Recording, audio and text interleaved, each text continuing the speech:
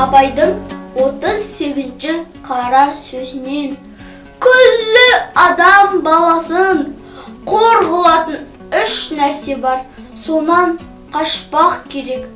Әуелі надандық, екінші еншектік, үшінші сандық деп білесің.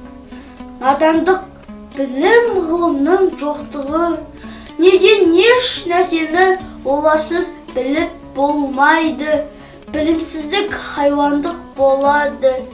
Еріншектік күллі дүниедегі өнердің дұшпаны. Талапсыздық, жігерсіздік, ұятсыздық, кедейлік бәрі осыдан шығады. Залымдық адам баласының дұшпаны. Адам баласына дұшпан болса, адамнан бөлінеді.